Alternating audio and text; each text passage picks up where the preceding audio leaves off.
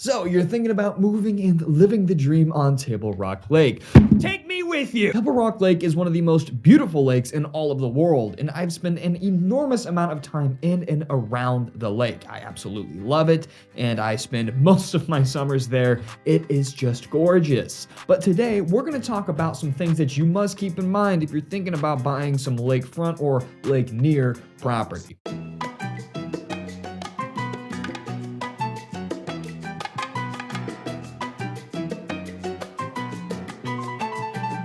My name is Greyson Roberts, a realtor and owner of Boss Properties. I will be your personal relocation guide to living the dream on Table Rock Lake, baby. Don't hesitate to reach out 24/7 if you've got any questions about lake living, condos, properties, buying, selling, investing, starting an Airbnb business on the lake to make money while owning your dream property, anything like that, or real estate in general. I'd be more than happy to help you out. Call or text or email or send me a pigeon message. I don't really care, but I'm looking forward to helping you out. So first things first, let's get into kind of the more annoying things about moving to Table Rock and some of the I don't know, some of them are negative, some of them make sense, but the more annoying things. So we're going to end on a high note here, but these are things that you really need to keep in mind. And as your realtor, didn't mean to misidentify you as my client, but I feel like that a realtor should inform their clients on everything because some of these can and will be a deal breaker for some folks. So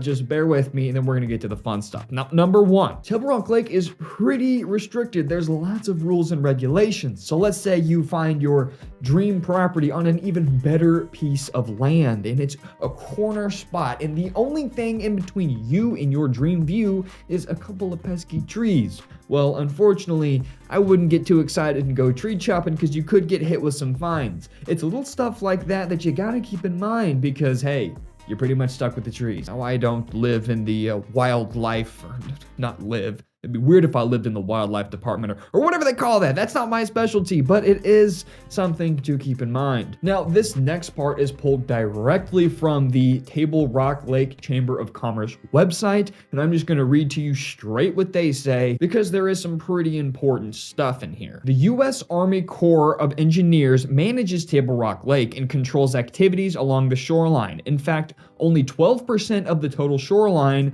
of approximately 840 miles of shoreline can ever be developed, making Table Rock Lake one of the most pristine lakes in the country. As a property owner, you don't own land to the water's edge at a normal pool. The government owns a strip of land all around the lake, often referred to as the government, quote, take line. The Corps of Engineers has restrictions in place on what can be done to that land, including restrictions on clearing, mowing, building, driving, parking, and dock zoning.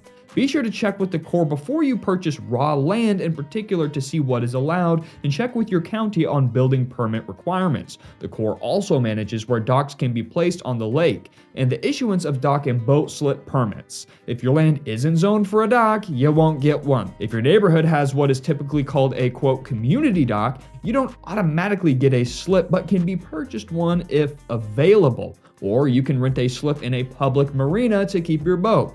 You cannot rent out private boat slips. Boat slips are pretty hard to come by and they sell at a premium because everybody wants to get on the lake. Lake properties on Table Rock with the rest of the real estate market were in their own wild bubble, but luckily prices are starting to come down with interest rates on the average 30-year fixed rate mortgage being over 7%. But point being is slips went right up with it. I mean, I was talking to a owner of a property that owns damn near $1 million lake house, and it has a beautiful view, pool, everything. It was just walk out into the lake in the backyard.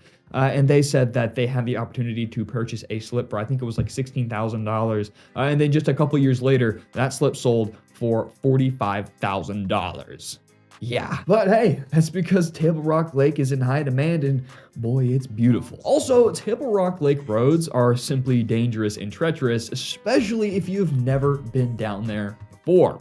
They're tight, they're windy, There's big old trucks with big old boats zooming all through there, but you get used to it and it doesn't become any more nerve-wracking than any other road. Sometimes you might be sitting at your lake house or condo or Airbnb or whatever you're doing, and you see a highly rated restaurant 5 miles down the road as the crow flies, but it could take you half an hour to get there because you got to go up and around these windy roads around the lake.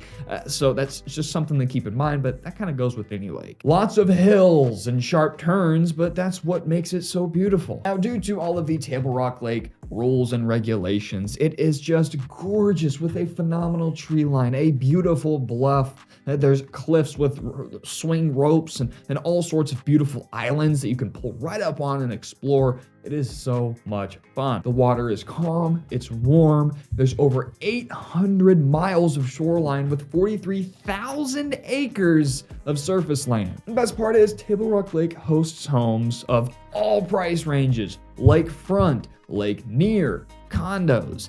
I've seen it all. I've put in offers on $200,000 lake condo that's about 100 yards second row to the lake with still a phenomenal view. And then I've been in really, really nice point blank lake mansions, multiple, and they are gorgeous. So there's something for everybody. You can get a offshore kind of tiny, cute log cabin for sale. I know some people with those, and it's just beautiful, gorgeous, and still with a lake view. There is so many price ranges, so many options, and whatever you want, whatever your budget, whatever your goal. There's actually an $80 million glass mega mansion for sale. You can see it from Kimberly sitting on the lake. You can see it. I'll put in a picture right here. It's called the Plaster House, and it's just looks like an office building, but it's just this $80 million in the middle of all these trees. I mean, there is literally something for everybody. And if you're a water sports lover, you're in luck because you're on Table Rock Lake. You see jet skiers,